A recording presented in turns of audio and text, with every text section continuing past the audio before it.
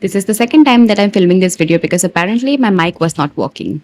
Hi guys, welcome to my channel. This is Simran and I love talking about books and I love filming about books. So basically I love everything and anything about books. So if you're new to my channel, thank you so much for being here. I hope you like it. If you do, please consider subscribing to my channel. I'll be really grateful to it. So today we have a very interesting video that somebody also commented on my community post for me to kind of film it and here I am. So, welcome to my media book freakout tag, which has an amalgamation of all the books that I have read so far this year because we're officially into July now. We have 15 questions, so we're going to cover a lot. And the sun is already setting down, so basically, we have to move faster. Okay, let's just move into the video. So, the first question is best book you have read so far in 2025. Okay, let me tell you, I'm going to use plural in almost every question, and it's going to be best books, not book, because I can't be partial with a few 6-star books that I have kind of discovered this year. I want to mention all of these in this video. The first one being the best books that I have read so far this year. The number one book being Mishima's book, which is The Sailor Who Fell from Grace from the Sea.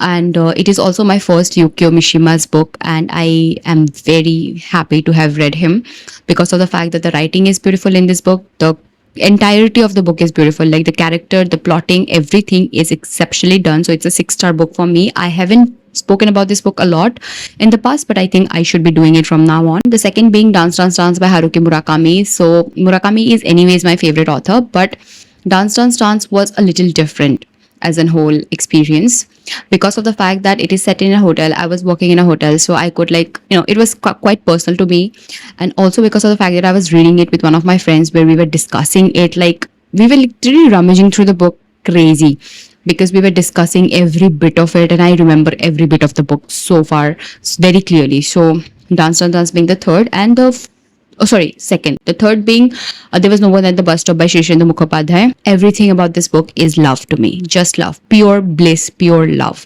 If you haven't read There Was No One at the Bus Stop, you're missing out on something very beautiful. The next is best sequel you have read so far in 2025. I do not generally read, series, book series. I'm not a big fan of series when it comes to watching or reading.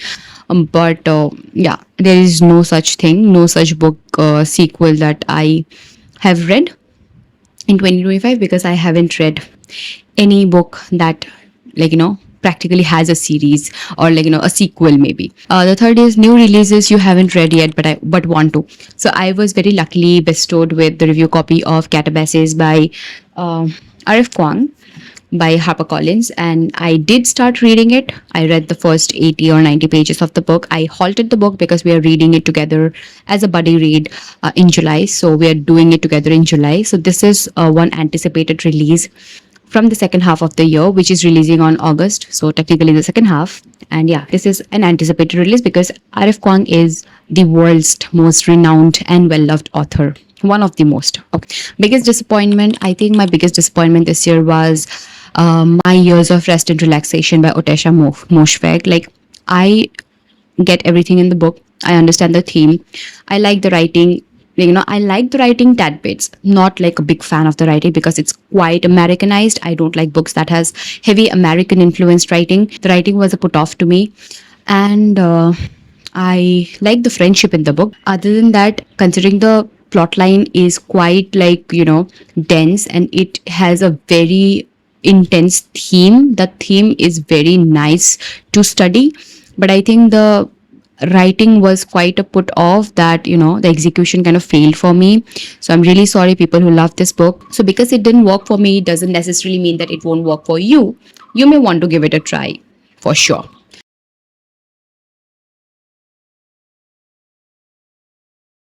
The sixth one being biggest surprise. Now biggest surprises comes with 3 books, I guess. The first one being 2.5 Stories by Anagha Purohit. That is a debut as well. And I love that book with all my heart and my soul. It reminded me of 1,000 Splendid Suns by Khalid Hosseini. So much so that I was kind of taken aback to the book. I was flipping through 1,000 Splendid Suns, through my annotations and stuff when I was reading 2.5 Stories. So that is a biggest surprise. If you haven't read that book, You need to read it. You definitely need to. The second biggest surprise is the book that I just finished like 2 days back before I kind of wrapped this entire mid-year book thing.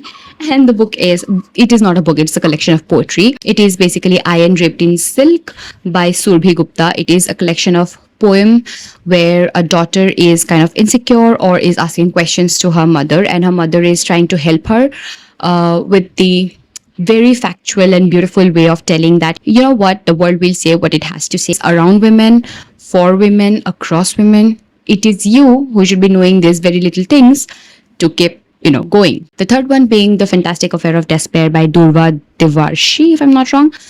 A debut, again, a very lively book. Love the writing. I mean, Masha Allah, what a chef's kiss writing the book has.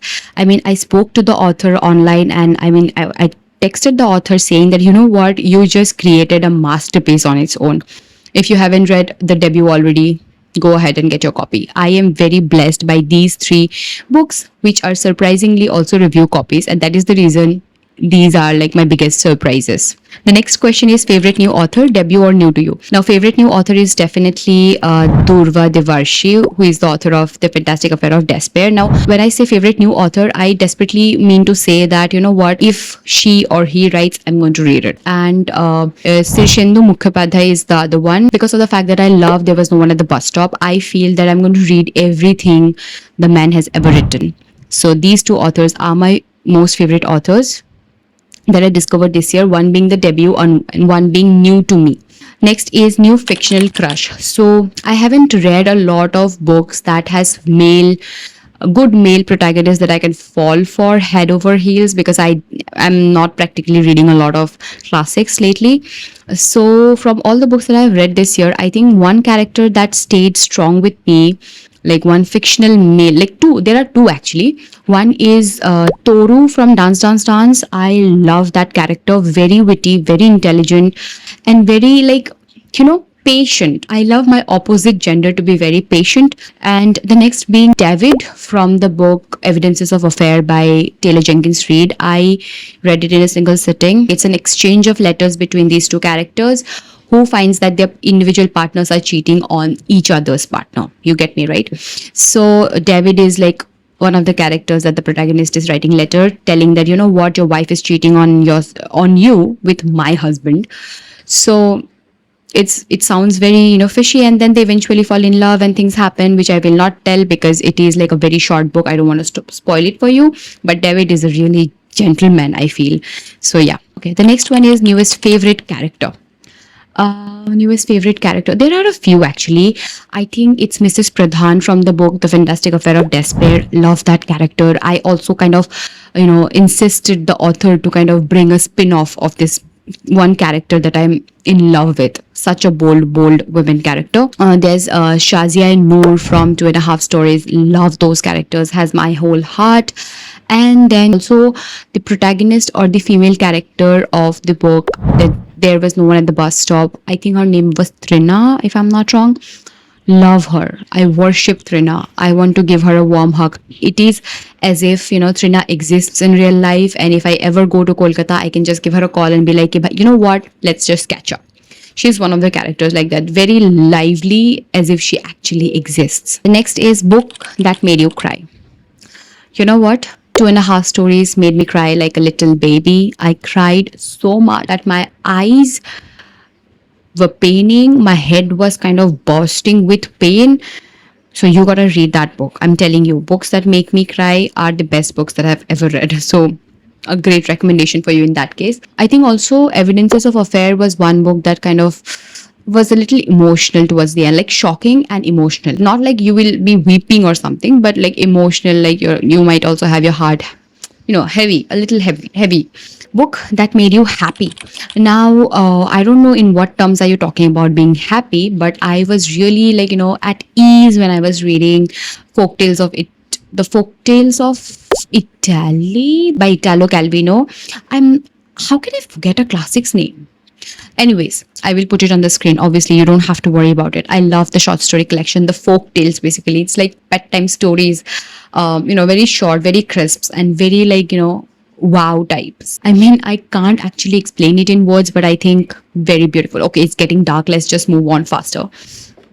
Okay, most beautiful book that you have bought this year or received. Most, I think one very beautiful book that I've received this year is obviously Catapesis. There are others as well. I can't recall, so I'll put it on the uh, screen with books with beautiful covers that I've received and bought, and books with beautiful plot lines that I've received or bought. I mean, that can basically solve and differentiate the question uh, in its own way. Yeah, the next being, what books do you need to read by the end of this year? There are a lot of books, guys.